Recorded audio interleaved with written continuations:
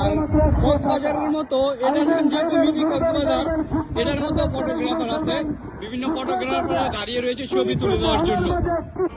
এই চাঁদপুর বড় স্টেশনের সামনে যুদ্ধের কিছু আর কি আপনার প্রতীক রয়েছে, যে 24-এর যুদ্ধের অথবা 71 যুদ্ধের দুইটারই রয়েছে, লেখা আছে গানের মাধ্যম আমার সোনার বাংলা আমি তোমায় ভালোবাসি। জাতীয় সঙ্গীতের কিছু লেখাও আছে এখানে। তাছাড়া জুলাইয়ের মুক্তবাই যে মারা গেছে, পানি লাগবে পানি, সেই জিনিসটাও এখানে প্রতীকের মাধ্যমে বুঝিয়ে দেওয়া হয়েছে। সামনে একটু এগিয়ে যাচ্ছি, স্কুল কলেজের ছাত্রছাত্রীরাও এখানে এসে খুব সুন্দর সময় কাটাচ্ছে। তো এই চাঁদপুর বড় স্টেশনের সবচেয়ে সুন্দর যে জায়গাটা, এখন আমরা সেইটার মধ্যে যাব।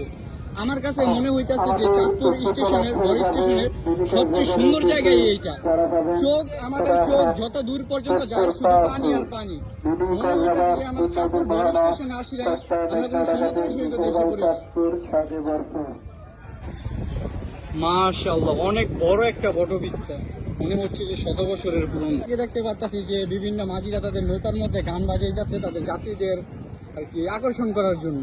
আমরা সামনের দিকে এগিয়ে যাচ্ছি। এই প্লেসটা হইতেছে আপনার চাঁদপুর বড় স্টেশন এর সবচেয়ে সুন্দর জায়গা, কারণ আপনাদের চোখ যত দূর পর্যন্ত যাবে শুধু পানি আর পানি, আর পানির কি ঢেউ, দেখলেই শান্তি, কোটি টাকার ভিউ। আমরা সামনের দিকে এগিয়ে যাই আস্তে আস্তে।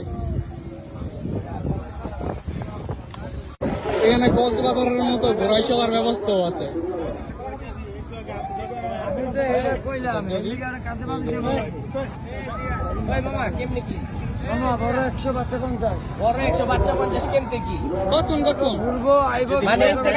চক্কর দিব আর আইব এনে কত? 100 টাকা। সামনের দিকে ভাই এগুলো কি বর্তা? পেয়ারা মাখা। হ্যাঁ, পেয়ারা মাখা। এখন আমরা নিচের দিকে নামবো। থই থই পানি, নদীর বড় বড় ঢেউ যেন পারে এসে আসছে পড়ছে। পর্যটকদের উপচে পড়া ঢেউ এবং বিভিন্ন ফটোগ্রাফারদের দেখতেছি যে তারা ছবি তোলার জন্য আর কি দাঁড়ায় আছে। মনে হইতেছে সেন্ট মার্টিন কোনো দ্বীপের মধ্যে এসে পড়ছে। পাথরগুলো অনেক বেশি ধারালো। মাশাআল্লাহ, ঢেউর কি গর্জন, শুনলেই ভালো লাগে। পোষা নৌকা স্রোতের সাথে বেশি যাচ্ছে, এর থেকে মনোমুগ্ধকর দৃশ্য আর কি হতে পারে আপনারাই বলুন।